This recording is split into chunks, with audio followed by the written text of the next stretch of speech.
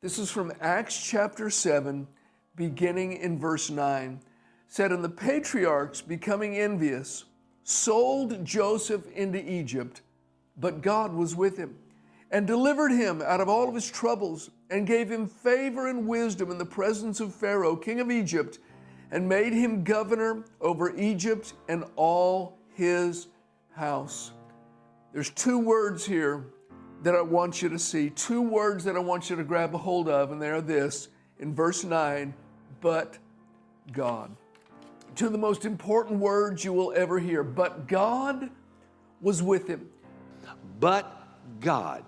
So in a minute, if you carry nothing else away from this message, I want you to carry two words, but God. Joseph is in that Egyptian prison for several years. He's had nothing but a hard way to go, thrown into circumstances beyond his control. And then we find those two beautiful words, but God. Those two words that can change everything. Those two words that can turn impossibilities into possibilities. Those two words that made all of the difference in Joseph's life, but God. But God was with him. The odds were against him, but God. His dreams could never come to pass, but God. God delivered him out of all of his troubles, gave him favor, gave him wisdom, and took him from the bottom and put him on the top. And you could lose hope, except for two words, but God. But God means the world doesn't get the last word on who you are or who you can become or what you might do. Your GED, your SAT scores, your divorced home, unwanted orphan, has no bearing whatsoever with what God can do for you and do with you. None at all. In fact, the worse off you are, the more glory he gets when he does something wonderful with you. God delights in taking the foolish and the weak and the underdog and the downcast and raising them up and doing mighty things through their life. That way he gets all the glory. It excites me to find out that I can be bigger than who I was when I was born or whatever happened to me. Of course we're not smart enough. Of course we're not resourced enough. Of course we're not strong enough. And of course none of us are good enough. But God has chosen the foolish, the weak, the lowly, and the meek, and the timid, and the too shy, and the too loud, and the not very polished, and the not very accomplished, and the not very connected, so that whatever is going on in your heart or in your job or with your family or with your money or with your children or with your health, and it looks really, really bad, remember, but God. Those two words, that's what I want you to remember for every battle in your life in this season, for every cross in your life in this season, for every struggle in your life in this season, for every setback in your life, for every question in your life, for every unanswered prayer in your life in this season, for every thorn in your flesh in this season, for every limp in your hip this season. I want you to remember, but God. Only two words you need. Two words that are woven into some stories in the Bible that you could overlook them if you're not careful, and yet those words change everything.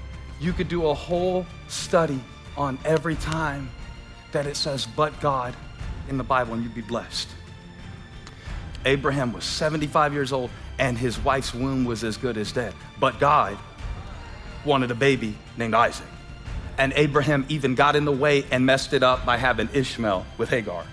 But God had a plan for Isaac and Ishmael. But God.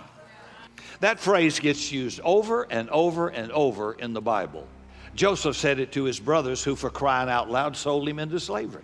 Years later, when he understood what happened from a different perspective, he said to them, "You intended to harm me, but God intended it for good."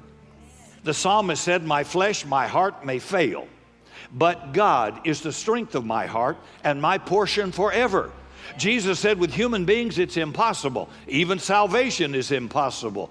But with God, all things are possible. But God. Are you saying, but I? Or but God? But I can't. Oh, but God won't. Or, but God can. The answer you choose will determine the life you lead. I would rather try and fail than to wonder what might have been if I hadn't tried at all. Some of you, it may seem like God's not working in your life, friend. He is working. You just hang in there. Don't quit. He is faithful. You stay plugged in and you'll be able to say at the end of your story, it looked bad, but God. The devil's not the author. You're not the author. God is the author. My friend, you may be the least and the last, and no one expects you to ever accomplish anything great in your life. No one expects anything great or significant to come out of your life. You're always the last one chosen. Maybe you've had the least amount of opportunities in your life. And that might be your story, except for two words, but God. My friend, God can do it for you. If you, like Joseph, don't allow your circumstances to turn your life bitter, but if you'll keep your eyes on God, continue looking to Him, even if for a season it doesn't seem like He's working at all. I'm sure it may have seemed that way to Joseph. It might be hopeless except for these two words, but God.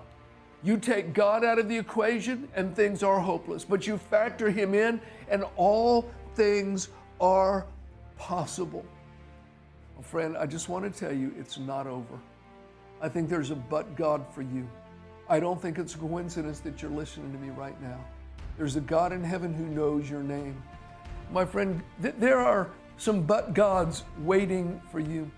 Your circumstance might look absolutely hopeless. You might think, man, my life is over. It's not. It's not. You need to factor those words in, but God. This week, those are your two words. Don't you give up. Don't you stop dreaming. Don't you stop praying. Don't you give in to sin. Whatever hurts or whatever heartbreak you may be facing, when you feel inadequate, and you will, when you feel unspiritual, and you will, when you are lonely and confused or frightened, you'll be, and when you know you're not smart enough or strong enough or rich enough, when you feel like a loser nobody, remember, but God, but God, but God.